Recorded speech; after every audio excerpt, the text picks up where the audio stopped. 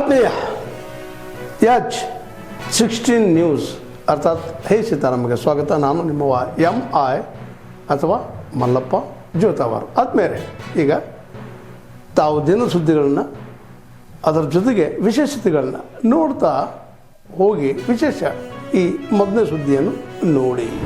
ಎಲ್ಲಿಯ ತನಕ ಹೋರಾಟ ಬೇಡ ಬೇಡ ಬೇಡ ಬೇಡ ಬೇಡ ಬೇಡ ಬೇಡ ಬೇಡ ಎಲ್ಲಿಯ ತನಕ ಹೋರಾಟ ಎಲ್ಲಿಯ ತನಕ ಹೋರಾಟ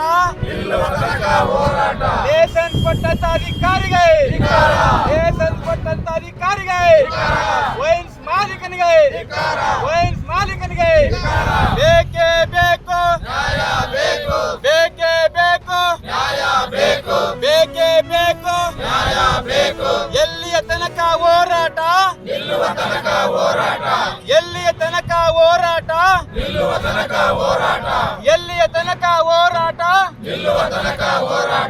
ಬೇಡ ಬೇಡ ಬೇಡ ಬೇಡ ಬೇಡ ಬೇಡ ಬೇಡ ಲೈಸೆನ್ಸ್ ಕೊಟ್ಟ ಅಧಿಕಾರಿಗೆ ಲೈಸೆನ್ಸ್ ಕೊಟ್ಟಂತ ಅಧಿಕಾರಿಗಳಿಗೆ ಲೈಸೆನ್ಸ್ ಕೊಟ್ಟಂತ ಅಧಿಕಾರಿಗಳಿಗೆ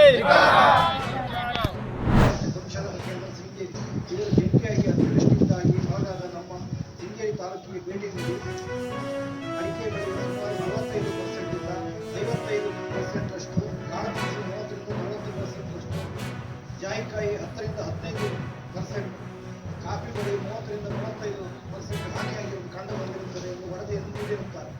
ಆದರೂ ಸಹ ವಿಧಾನಸಭಾ ಅಧಿವೇಶನದಲ್ಲಿ ನಮ್ಮ ಶಾಸಕರಾದ ಶ್ರೀಯುತ ರಾಜೇಗೌಡರವರು ಕೇಂದ್ರ ಪ್ರಶ್ನೆಗೆ ಶೃಂಗೇರಿ ತಾಲೂಕಿನಲ್ಲಿ ಅತಿವೃಷ್ಟಿಯಿಂದಾಗಿ ಯಾವುದೇ ಬೆಳೆ ನಷ್ಟ ಉಂಟಾಗಿರುವುದಿಲ್ಲ ಮತ್ತು ಅಡಿಕೆಗೆ ಹಳದಿಯ ರೋಗ ಮತ್ತು ಎಲೆ ಚಿಕ್ಕಿರುವುದರಿಂದ ಯಾವುದೇ ಬೆಳೆ ನಷ್ಟ ಉಂಟಾಗಿರುವುದಿಲ್ಲ ಎಂಬ ಉತ್ತರವನ್ನು ಉನ್ನತ ಅಧಿಕಾರಿಗಳು ನೀಡಿದ್ದಾರೆ ಎಂದು ಮಾಧ್ಯಮಗಳ ಮೂಲಕ ತಿಳಿದು ಬಂದಿರುತ್ತದೆ. ಈ ರೀತಿಯ ಸೂಕ್ತ ಪರಿಶೀಲನೆಯನ್ನು ಮಾಡದೆ ಸ್ಥಳ ಪರಿಶೀಲನೆ ಮಾಡಿದ ಅಧಿಕಾರಿಗಳ ವರದಿಯನ್ನು ಕಡೆಗಣಿಸಿ ರೈತರಿಗೆ ತೊಂದರೆ ಉಂಟಾಗುವ ನಡವಳಿಕೆಯನ್ನು ಖಂಡಿಸಿದ್ದಾರೆ. ಈ ಬಗ್ಗೆ ಕೂಡಲೇ ಸೂಕ್ತ ಕ್ರಮ ಕೈಗೊಂಡು ಶೃಂಗೇರಿ ತಾಲೂಕು ಅತಿವೃಷ್ಟಿ ಪ್ರದೇಶದ ಘೋಷಣೆ ಮಾಡುವುದರೊಂದಿಗೆ ಸಮರ್ಪಕವಾದ ಬೆಳೆ ನಷ್ಟ ಪರಿಹಾರವನ್ನು ಎಲ್ಲ ರೈತರ ಖಾತೆಗೆ ದಿನಾಂಕ 24/1/26 ಒಳಗಾಗಿ ಜಮಾ ಮಾಡಬೇಕೆಂದು ಆಗ್ರಹಿಸಿದ್ದೇವೆ. ಸಭೆಯಲ್ಲಿ ದಿನಾಂಕ 2/2/26 ಅನಿವಾರ್ಯ ಎಂದು ಈ ಮೂಲಕ ತಾಮಸವನ್ನು ನಡೆಸುತ್ತಿದ್ದೇವೆ. ಈ ಮನೆಯೊಂದಿಗೆ ಸ್ಥಳ ಪರಿಶೀಲನೆ ಮಾಡಿದ ಅಧಿಕಾರಿ ಮತ್ತು ವಿಜ್ಞಾನಿಗಳು ನೀಡುವ ವರದಿಯನ್ನು ಕೈಗೊಳ್ಳುತ್ತಿದ್ದೇವೆ. ಮೂಲಗಳಿಗೆ ವಿಶ್ವಾಸಕ್ಕೆ ಅಧ್ಯಕ್ಷರು ಸದಸ್ಯರು ಕರ್ನಾಟಕ ರಾಜ್ಯ ಅವನು ಆದರೆ ನಾನು ಅಲ್ಲ ಅದು ಯಾವ್ದು ಮಟ್ಟಕ್ಕೆ ಇತ್ತು ಅಂದರೆ ಅವನು ಪದ ಬಳಕೆ ಮಾಡಿದ್ದು ನಾನು ಹೇಳಬೇಕೋ ಇಲ್ವೋ, ಬಟ್ ಆದರೆ ಮುಂದೆ ಆಟ ಆಡ್ತಾ ಇದ್ದೀನಿ ಅಂತ ದಿನ ಪೋಸ್ಟ್ ಹಾಕ್ತಾ ಇದ್ದೆ. ನಮ್ಮ ಕಾರ್ಯಕರ್ತರು, ನಾನು ಯೂಶ್ವಲಿ ಯಾರಿಗೂ ನಾನು ಕಂಪ್ಲೇಂಟ್ ಮಾಡೋಕ್ಕೆ ಹೋಗೋದಿಲ್ಲ. ನಾನು ಧೈರ್ಯವಾಗಿ ನಾನು ಜೀವನ ಮಾಡೋದು, ನನಗೆ ಯಾವುದೇ ಭಯ ಇಲ್ಲ.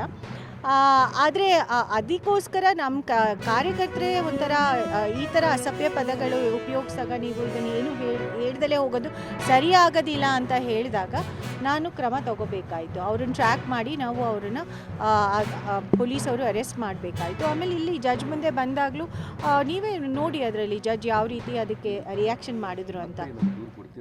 ಇಲ್ಲ ಇದರಲ್ಲಿ ದೂರು ಕೊಡುವಂಥದ್ದು ಏನೂ ಇಲ್ಲ.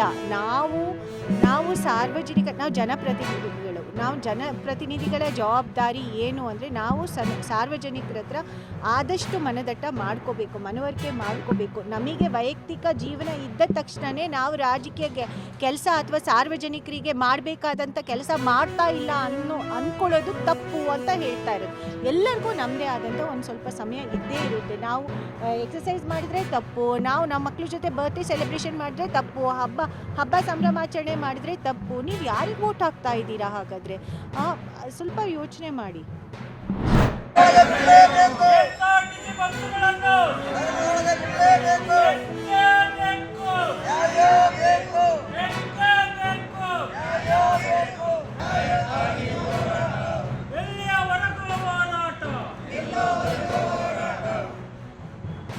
ಒಂದು ಅರ್ಧ ಗಂಟೆ ಆದರೂ ಕೂಡ ಯಾರು ಕೂಡ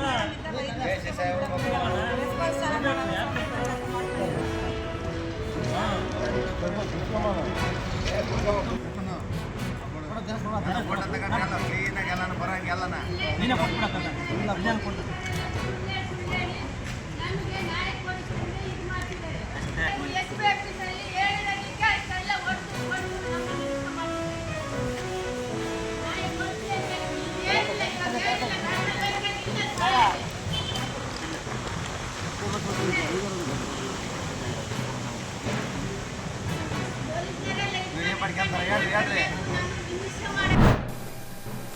ತಾವೆಲ್ಲ ಇಲ್ಲಿವರೆಗೆ ಸುದ್ದಿಗಳನ್ನು ನೋಡಿದಿರಿ, ಜೊತೆಗೆ ವಿಶೇಷ ಘಟನೆಗಳನ್ನು ಸಹ ನೋಡಿದಿರಿ.